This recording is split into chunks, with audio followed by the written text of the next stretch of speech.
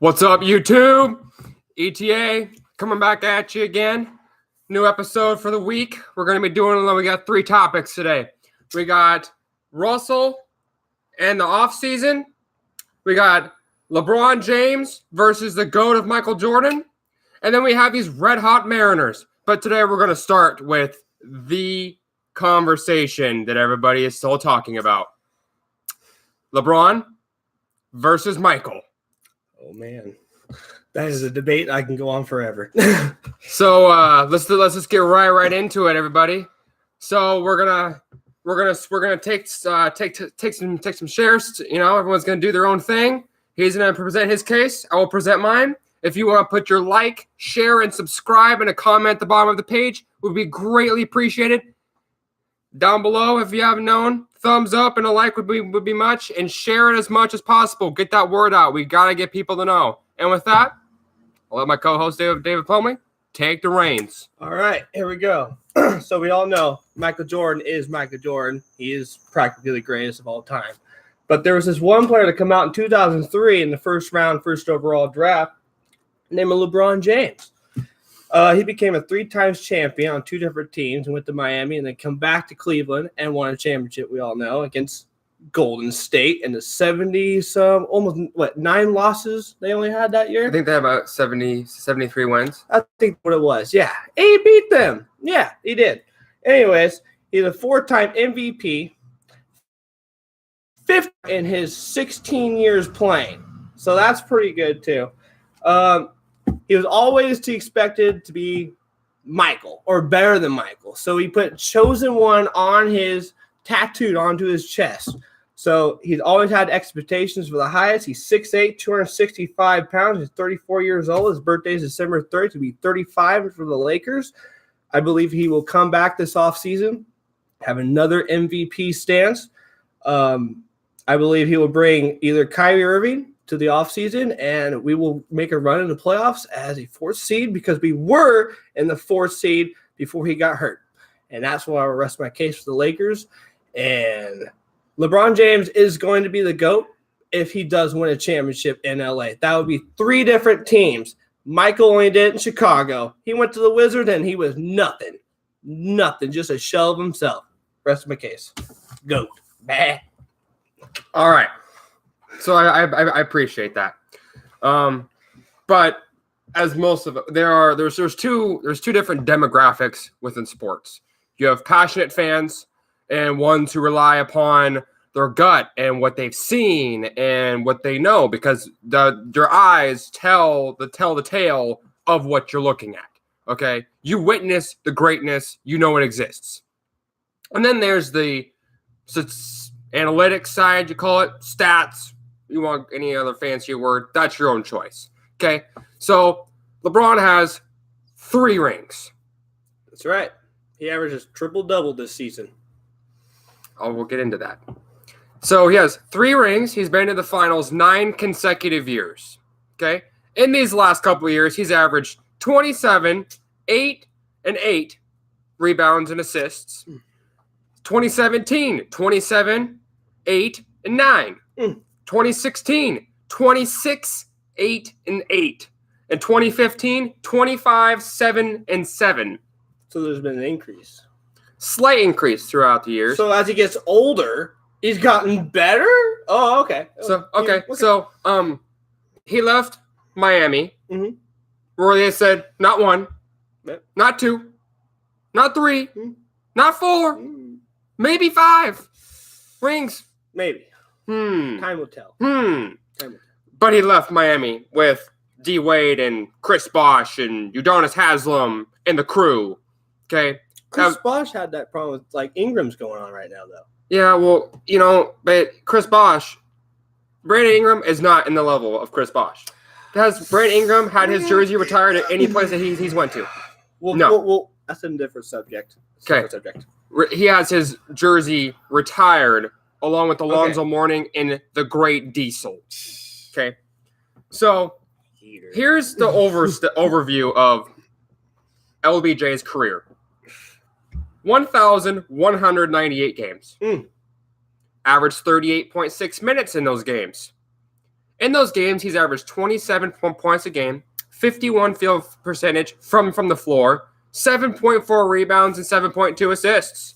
Eighth all-time in free throws made. 3 rings, has led his team to 9 consecutive finals. 4-time MVP, 2 Olympic golds, 15 All-Star games, 3-time All-Star MVP. Yep.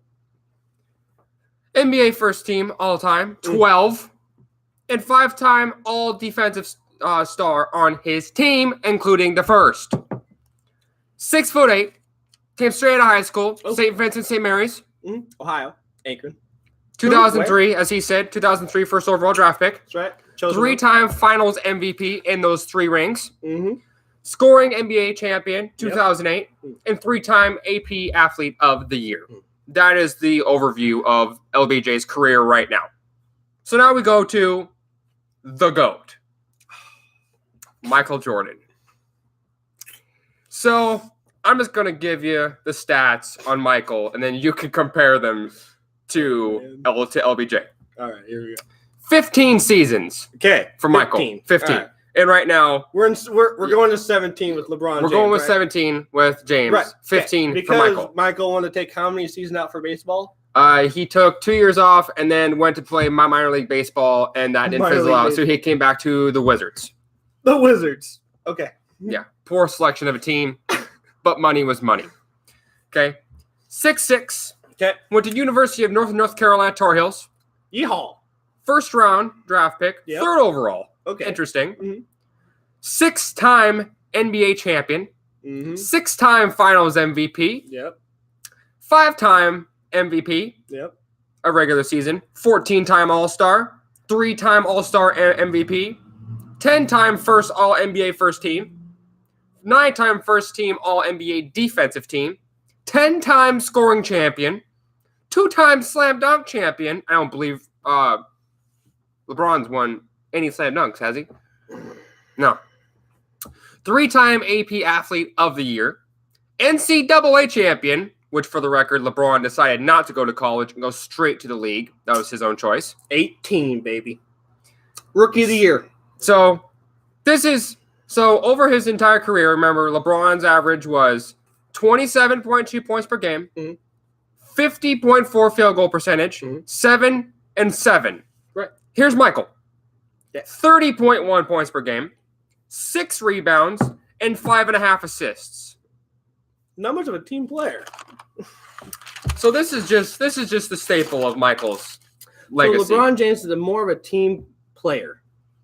You'd have to ask Scottie Pippen and Steve Kerr. Oh, then who is the coach for the Golden State Warriors? Didn't Michael Jordan punch Steve Kerr in the face? Or I'm sorry, did he win the ring?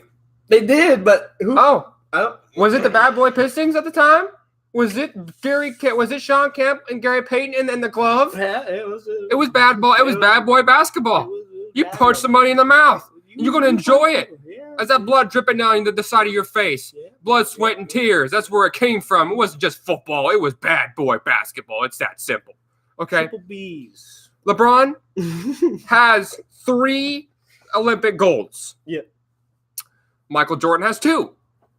Michael Jordan also has an FIBA, Federal International Basketball Association, America's Gold Championship, Pan American Games gold, and for the record, so LeBron had, let's see here, he had 1,198 games up till the end of this season, including this one. Michael, 1,072. So LeBron has played more games than Michael Jordan. So this is yet to be seen as to how he finishes his legacy. You know, I've always heard the Pete Carroll era. It's not how you start, it's how you finish. And you know what? I couldn't agree with you anymore. It's going to come down to one thing, and one thing very, very simple. Okay. What the Lakers do in this offseason. I do not believe that getting a Kyrie Irving or a Kemba Walker could solve the problem. I highly disagree. I believe if you were to get a player, as I'll shout out to Will Kane earlier on First Take this week, said, I got time for that guy. Oh, I got he's a whole different He's case. a Cowboy lover. Yeah, you know what? And they beat our butts this year in the playoffs, and I got nothing comment. else to say about No that. comment. Yep, thank you. So Will Kane said very simply, you don't need to have Kyrie Irving. You don't need to have Kemba Walker. And I like this. You need to get Jimmy Butler and Nikola Vucevic. I think that. You need a But dominant I still center. like Kyrie. Yeah, but- that is nasty. That's clutch shit right there. Hey, man. I'm telling you. Excuse my language, but that is clutch. So it's simple as this. So you want to either spend the money to get a superstar player, one superstar, and then maybe get a couple, mid-tiers, not like a Rondo who's on his downswing. JaVale McGee would be a great addition again. I thought he's been awesome. Like JaVale. I like it. I do too. He's very active. Solid. They need active bigs. They made a huge mistake in trading Zubac to the dumb. Clippers for Mike Muscala, who hasn't pretty done a dang thing all season. Yeah. So we'll You leave win that. some, you lose some, right? Yeah. Hey, but it's all about the offseason. Jeannie It is all Buss, about the Jeannie Buss has been saying right, for all time. How much cap do you think the Lakers have this season coming up? I don't know, but I can do a little bit of research into that. I know it's enough to bring a star. I'll tell you that. So, All right, we're going to end that one, and we're going to get into one here locally. I'm wearing the colors. He's wearing the colors for the last topic, okay? Yep. So it's Russell Wilson and the Seahawks. Russell Wilson has given the Seattle Seahawks a contract deadline, April 15th. that's right. You get it done, or we don't talk about this till next offseason. And now everything that you raised with, that Pete Carroll started the philosophy of run the ball, play action pass, and a solid defense who stops the run and makes you throw over the head. This is all predicated upon drafting Russell Wilson. So Russell Wilson, drafted in 2012, third round, 75th pick overall. Third round. You want to know why? People say he was too small. Too short. Like what, 5'10", 205, like a size 10 and a half hands. 5'11" and shoes, right? I couldn't tell last quarterback that had a size 10 and a half hands. That's in inches for further. And the reason why that actually matters is gripping the football when you run. Because if you have a smaller hand, you're going to have a harder time gripping the football when it's slimy, covered in snow, and all kinds of different situations in whatever condition you're playing in. Okay? Yeah. Super Bowl champion. 6-time Pro Bowl. NFL passer rating leader 2015. Rookie of the year 2012. Oh, I'm sorry, but that was the year he was drafted. Ha! Ain't that something? Was that the same year as RG3? Yeah, it's also the same year as Bruce Irvin that we picked. Hey, last time I checked, Bruce Irvin helped us get to a ring and win it for us, and then he decided to go get paid. So that's he got paid. He got paid. So we'll give him props for that. We were gonna pay him that. Last season, Russell Wilson had a passer rating of 100.3. You know, for his career, how solid this man is. There's a saying that we live by. This is as solid as it's as good as it gets. Oh man, You can't get much more solid than Russell Wilson. Jesus. When it's clutch time and you need that ball thrown on the field, it's going to be right on the money because the hand of God you put it win there. or you go the frig home. Showers or next game. Okay? When it's playoffs, and now Stephen A says, when backsides get sweaty and butts get tight, you ask for Russell Wilson That's right. to deliver you to victory. Because as Doug Bowen, I pray that man comes back. Don't get me started about Okay. He said something that has made it has been a staple and says every time the Seahawks are on a fighting mission to get the W in the fourth quarter. Russell, you are our leader. You lead us through the darkness towards the light. Amen. Hallelujah. Okay? When we need you most is when you step it up. That's right. This is just a couple of things of why he needs to get paid. And you need to pay him before Frank Clark. If you need to trade Frank Clark, you do it. I don't care if you get a second-round draft pick like the Kansas City Chiefs did for D Ford. You got to do it. You set the precedent. Yeah, you've been good, but you've been hurt every single year. He had a dual Tommy John elbow, which for the record is a huge problem. Russell has 196 touchdowns and 63 interceptions in his career. I mean, that's pretty solid. 16 rushing touchdowns also. He's averaged his entire career the 100.3 passer rate. I mean, you got to pay the man. Pay him. Well, I mean, what we hear from Frank Clark, he wants to sit out in minicamp. So what are we going to do with him? I don't know. That's next topic. So, as far as his whole career goes, Russell Wilson has thrown for a 64.2 completion percentage, which ranks among top 10 in quarterbacks. Yep. He has 25,624 passing yards, 3,650 rushing yards to go with those touchdowns he just mentioned. 65 wins in his first 6 seasons is the most in NFL history. Oh, in history? History. Oh, man. And people were questioning he's not a tier 1 quarterback. He can't handle the load. Did you see the traps on this man? He works out on the beach when he's supposed to be getting the sunshine with his beautiful wife. Give me a break. So, if he doesn't get signed by Seattle, then he go New York Giants, right? That's what they're hoping. Because, I mean, and they will run the damn ball, and they will play action that baby, and they will go to the damn Super Bowl with Saquon Barkley. I swear to the Lord, it's going to be nasty. So, here's the whole thing, though. The Giants made a huge mistake in trading Odell Beckham Jr. That was dumb. That was probably the stupidest thing I've seen in the offseason. No doubt. Other than Seattle not doing very many moves, but yeah. But that's because it's what Seattle does. They run a low ball, get an upper side player with a lower amount of money, save the cap because Russell's contract is coming and Frank is still complaining about not having his money. Last season, Russell Wilson had 35 touchdowns, 7 interceptions with a 110 passer rating. Okay, for those who don't know, he is second in passer rating behind the bad man of the Great North. Okay. Oh, when it's frozen tundra. Oh no. And it's Lambeau Field. Oh, no. You think of 2 names. No. Brett Favre. Oh no. Oh no. And Aaron Rodgers. Oh no. Because he's a bad man. Last season was an aberration. There was dysfunction raking through that team like a disease, like a toxin that could not be controlled. Ask Pittsburgh Steelers fans. They had a pretty off season, or a pretty bad off season, to put it mildly. Antonio Brown to the Raiders. And Le'Veon Bell. Oh yeah.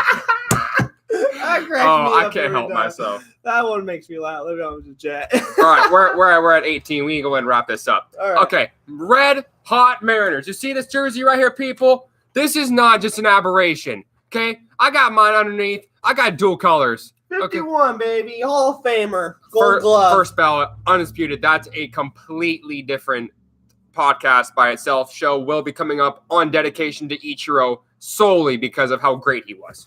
Okay? But here's the Mariners. Who in the offseason, some people that I know who may be sitting right next to me said, and I quote, they're wash-ups. Wash-ups. Teams didn't want them. They suck. Couldn't get it. They can't run. They can't hit the damn ball they wanted to. Okay. So, people are laughing. And I think it's great. I'm laughing still a little bit. I think it's great. You want to know why? Because these Mariners that were supposed to be wash-ups are 8-2. You know why I'm laughing? Because Jay Bruce has proven me wrong. He really is. That boy hitting the dang ball. And that's one of them that I thought was one of the biggest wash-ups of them all. Honestly, I don't really care for that dude. I don't really care for Ryan Healy either. I don't really care for Edwin and Carcion, but they're all proving me wrong. I don't know what to do or say about it. Anyways, we're 8-2. We're going against 3-4 today against Chicago White Sox. Tomorrow we're going against 2-5 fucking Royals. And we're supposed to win both those games. I'm expecting to win both those games. I'm expecting to be the hottest team in 20 games. Since we are the hottest team right now, I would assume. And Tim Beckham's a stud. That's all we got to say to that. And Seattle Mariners to go to playoffs. 90-game wins this season. Otherwise, it's a joke. Okay. Your turn. First 10 games, Mariners have scored 73 runs, which averages to 7.3 through the first 10. They played Oakland. They played Boston. Both were playoff caliber teams. And they sent Boston and Oakland on their merry way. Granted, Oakland was in Tokyo, so that's kind of a funky series considering that you're overseas. You have to acclimate, different dome, just completely set of different variables that you have to deal with considering you're not. We're in Tokyo also. Yeah. So, and we actually hit the ball. So they have 24 home runs in their first 10 games. We're hitting the ball. Which is the third most in the history of baseball. I don't understand it. So I can't comprehend this. The two teams who hit more than us were the 2006 Tigers and the 2000 Cardinals. My grandma is rocking in her death coffin right now. She is rocking it because these Mariners are red hot, and she's loving it. I just know it. 17 of these home runs have come from new players to these teams. He brought up Jay Bruce and Tim Beckham and Edwin Encarnacion. I'll give you a couple stats on these guys. Yeah. Jay Bruce has 5 bombs already. Nobody was expecting this.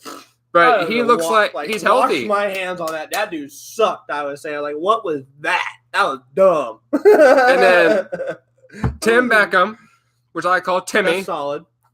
He was a first overall draft pick, first round. Yep. Most of the time, these guys fan out because they can't rise up or they can't play to the level that they're expected to when they're such a high draft pick. Mm-hmm. So here's this is possibly the biggest part of the offseason besides for Yusei Kikuchi, who had a little bit of a struggle against the White Sox, allowed 4 earned runs. He's still acclimating to playing in major leagues over here versus the Japanese professional league, the JPL. Domingo Santana. I thought he was washed too. A couple years ago when he was on the scene before Ryan Braun came back on and they brought in Lorenzo Cain and Christian Yelich. Both are studs. Yelich more than Cain. Santana got pushed back to the back burner because he really didn't have the opportunity to go out there on a daily basis to prove what he can do. Domingo Santana has 4 home runs and 12 RBIs. That's pretty solid. Most RBIs on the team. I don't know much to say about that. I mean, I'm eating crow, man. He's just a big guy with a short swing, and when you're a power bat with a short swing, it provides instantaneous contact and constant solid contact, which provides you with hitting the ball out of the ballpark. Yeah. So, as the last part, as we wrap this show up today, I'm gonna give you lineups. I'm gonna give you the pitching verses for today, and then please remember share, and subscribe. Share. Like that, share, subscribe. Yep. And hey, thanks for having me on the show, Dakota. That was really awesome. Thanks for watching. This is great being on here. This is a lot of fun, and I hope to do it again soon. LeBlanc versus Nova. Let's go Mariners. Let's go Mariners.